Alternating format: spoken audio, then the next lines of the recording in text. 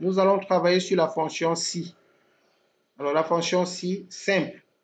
Et notre cas de figure, c'est de dire, de faire la relation entre le taux de CO2 et la limite. Donc, nous avons dit que égale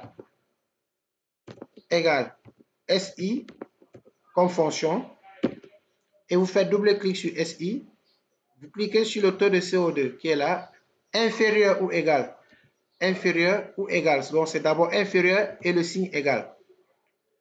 À la limite qui est 500, point virgule. Et nous avons dit c'est conforme. On écrit conforme. Nous fermons la griffe. Alors, sachez que c'est une seule touche qui ferme la griffe. Point virgule encore. Double griffe, c'est au niveau du signe 3, non conforme.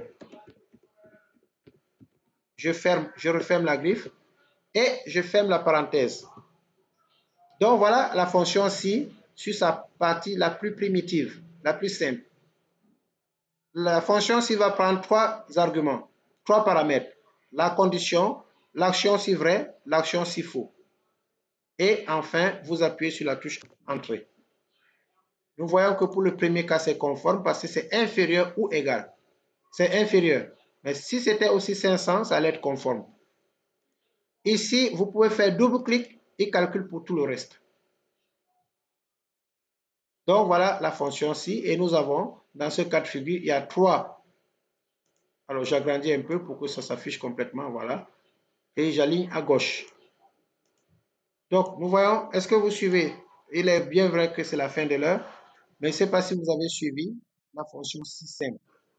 Donc, en QHSE, par exemple, nous venons de voir un petit exemple qui nous traduit le taux de conformité par rapport à une norme.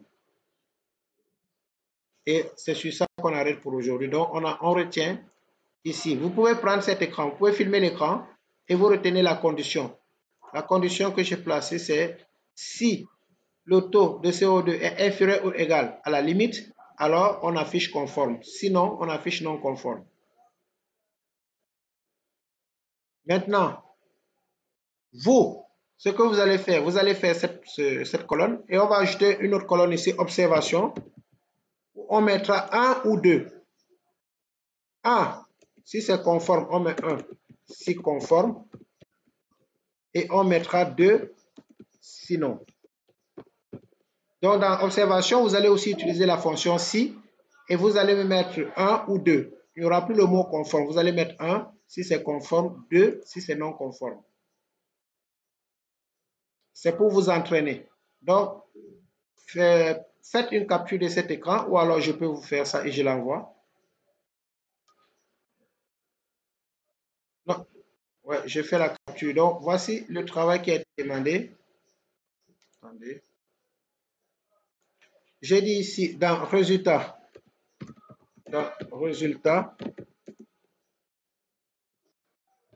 conforme si le taux est inférieur ou égal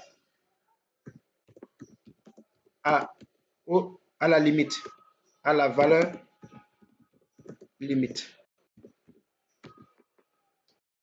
Non conforme sinon. Voilà, dans résultat. Et dans observation,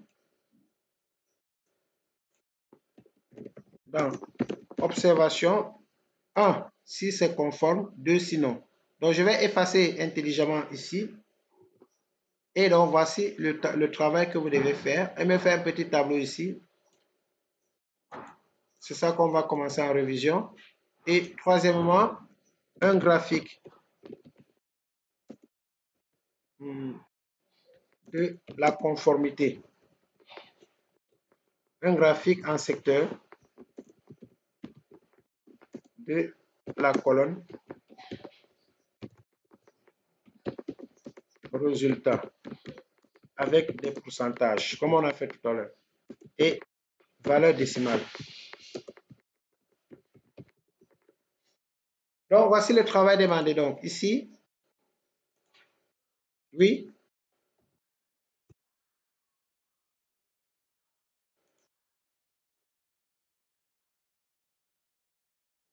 Oui, oui, vous avez du travail.